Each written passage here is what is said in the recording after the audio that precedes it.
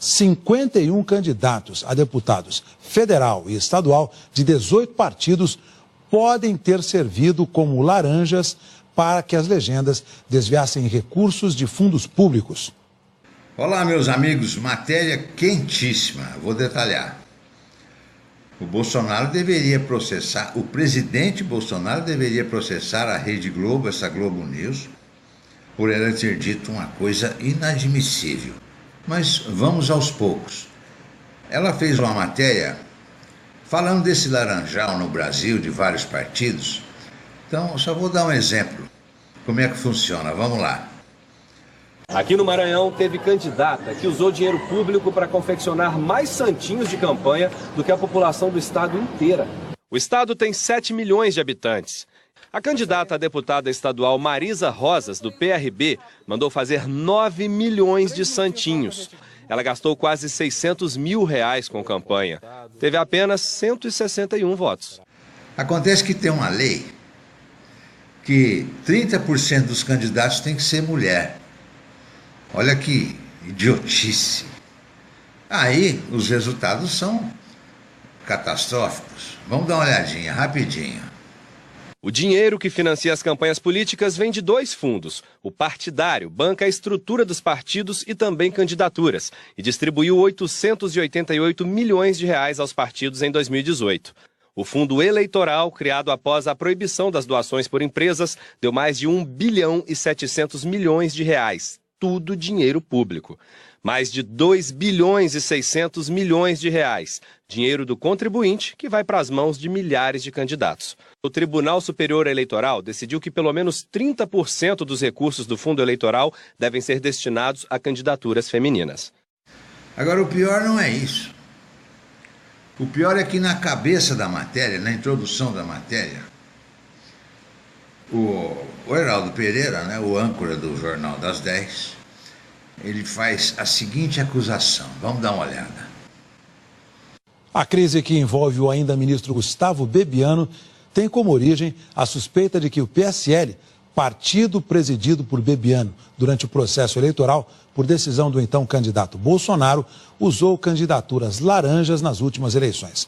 Olha bem o que ele falou, por decisão do presidente Jair Messias Bolsonaro, por decisão, usou candidatos laranjas. A Globo News, 15 de fevereiro de 2019, disse lá no Jornal das 10, na introdução da matéria, que o presidente Jair Bolsonaro, na voz do jornalista Heraldo Pereira, disse que, por decisão do presidente da República, Jair Messias Bolsonaro, se usasse lá no PSL candidatos laranja.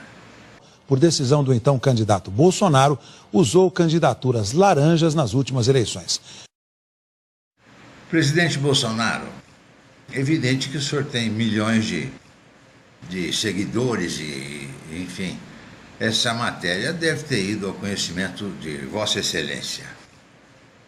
Essa acusação que o senhor tomou uma decisão para que houvesse candidatos laranja no PSL, dita pela Rede Globo, ela merece um processo daqueles de 850 mil advogados em cima desses caras, merece uma retaliação veemente, merece um comunicado em rede, merece um direito de resposta, entrar com direito de resposta, mas é rápido. E um pronunciamento a respeito, ler um teleprompter, né? Onde é que já se viu uma acusação desse nível? A Rede Globo acusou Vossa Excelência ontem de tomar uma decisão de que houvesse candidatos laranja. Isso, a meu ver, é gravíssimo. A que ponto a imprensa pode chegar na desesperada tentativa de sabotar o Brasil? Como disse Emílio Odebrecht em seu depoimento, a imprensa é cúmplice de toda a roubalheira da era petista, pois sabia de tudo e permaneceu calada. Importante que haja compreensão disso, isso é uma realidade. Não, a gente captou. E a própria imprensa, vamos botar claro, quer dizer, essa imprensa sabia disso tudo. E fica agora com essa demagogia, me perdoe, eu realmente eu acho que todos deveriam fazer uma lavagem de roupa. Trocou os bilhões que recebeu em benesses do governo pelo completo silêncio e ajudou os criminosos travestidos de governantes a saquear e humilhar o país. O que me entristece, inclusive aí eu digo a própria imprensa. A própria imprensa. A imprensa toda sabia de que efetivamente o que acontecia era isso. Por que agora estão fazendo tudo isso? Por que não fizeram isso há 10, 15, 20 anos atrás? Porque tudo isso é feito há 30 anos. Muita atenção ao que está acontecendo. O presidente da República é formalmente Jair Bolsonaro, mas parece que não é ele quem exerce o poder de fato, e sim seus filhos. Diz o editorial do Estadão publicado ontem. Intitulado Filhocracia, o texto que representa a opinião do Estadão acrescenta: Jair não é bom pai, não soube ensinar a seus filhos os limites de comportamento que devem respeitar. E os meninos não são bons filhos, não percebem que, agindo trafegamente, podem comprometer a presidência do pai.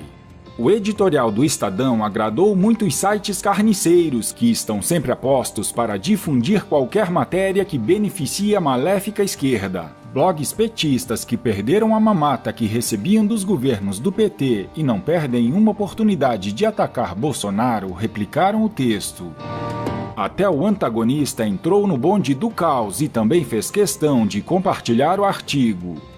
A imprensa sempre age em bando, simultaneamente. Também em editorial publicado ontem, o Globo diz logo no subtítulo que os filhos do presidente causam mais prejuízos à imagem do governo do que toda a oposição. Não há registro de grandes casos de sucesso quando laços de sangue pesam mais que currículos como passaporte de entrada em palácios, acrescenta o jornal. O mal-estar não existiria e o assunto poderia ser tratado pelas vias normais para casos do tipo, se um filho do presidente não tivesse acesso a todos os contatos feitos com o pai. Diz o Globo sobre o imbróglio envolvendo Carlos Bolsonaro e o ministro da Secretaria-Geral da Presidência, Gustavo Bebiano.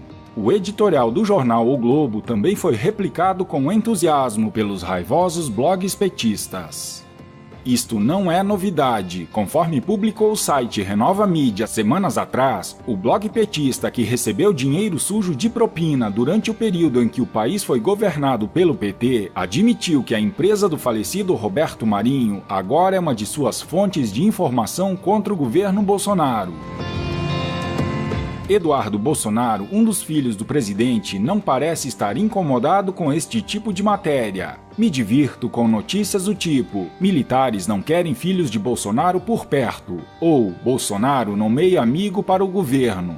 Nada como viver na realidade. Chato é que o Brasil fica em segundo plano para este tipo de imprensa, mas bons e ruins profissionais há em todo lugar, publicou Eduardo em seu Twitter. Já Carlos Bolsonaro esbravejou contra as tentativas de sujos e desesperados setores da imprensa de criar intriga entre os filhos do presidente e o governo. A nova estratégia dos sujos e desesperados setores da imprensa é explodir de dentro para fora, tentando criar intriga entre os filhos do presidente e os bons generais. São uns porcarias quem fazem parte disso. E continuou em publicação no Twitter feita ontem. Faço uma pergunta para simples reflexão. Por que focam as baterias para me atacar se simplesmente disse a verdade? Se respondo, sou isso. Se me calo, sou aquilo. Não se deixem levar por quem sempre escravizou suas mentes. Estão desesperados, pois não têm mais o que é dos senhores. Todos nós sabemos que estamos em meio a uma guerra e que a poderosa escória midiática vai fazer de tudo para tentar derrubar quem os ameaça. Também devemos ter cuidado com alguns formadores de opinião que se dizem de direita, mas são inocentes, ignorantes ou agem de má fé, não perdendo uma oportunidade de desinformar seus seguidores ao entrar no jogo da esquerda, replicando e dando voz às tentativas sórdidas de desestabilizar o governo. Esses elementos são iguais aos urubus carniceiros de grande parte da mídia e não merecem nenhuma credibilidade. Bolsonaro, agora recuperado da tentativa de assassinato que sofreu, terá que dar um puxão de orelhas em qualquer um de sua base que insista em conflitos públicos. Afinal, a imprensa tentará usar qualquer palavra mal colocada de qualquer integrante do governo ou familiar do presidente para criar um factoide com o único propósito de sabotar o governo. Essas intrigas inúteis ameaçam a governabilidade. Os deuses do mercado ficaram encantados com a promessa do superministro da Economia, Paulo Guedes, de que a reforma da Previdência vai gerar uma economia de R$1 trilhão em 10 anos. A tendência é que ela seja aprovada, apesar das longas polêmicas que enfrentará no Congresso Nacional. O destravamento da economia brasileira é condição que tende a seduzir parlamentares e investidores a apostarem no governo. Trata-se de psicologia política econômica. Pergunta básica: um governo com tamanho potencial de sucesso pode ficar refém de intrigas entre os diversos grupos que o compõem? Claro que não. É impagável o preço do dia perdido com o desgaste inútil causado pelo conflito público entre o secretário-geral da Presidência, Gustavo Bebiano, e Carlos Bolsonaro, o filho que cuida da comunicação virtual do presidente da República. Jair Bolsonaro tem a responsabilidade de impedir que esta guerra e outros conflitos imbecis tenham prosseguimento. Tamanho desgaste é incompreensível. Alvo permanente de intrigas extra e intrapalacianas, o vice-presidente Antônio Hamilton Mourão, mais uma vez, demonstrou que pode atuar como uma voz de conciliação e equilíbrio para forçar os grupos em torno de Bolsonaro a entenderem que não têm o direito de sabotar o governo Bolsonaro. Mourão deu uma entrevista ontem acreditando que Jair Bolsonaro vai dar uma ordem unida aí nessa rapaziada, referindo-se aos filhos Carlos, Eduardo e Flávio, mas também aos demais geradores de intrigas. O vice Mourão antecipou o que acontecerá. O presidente vai conversar com o ministro Bebiano e acertarem os ponteiros.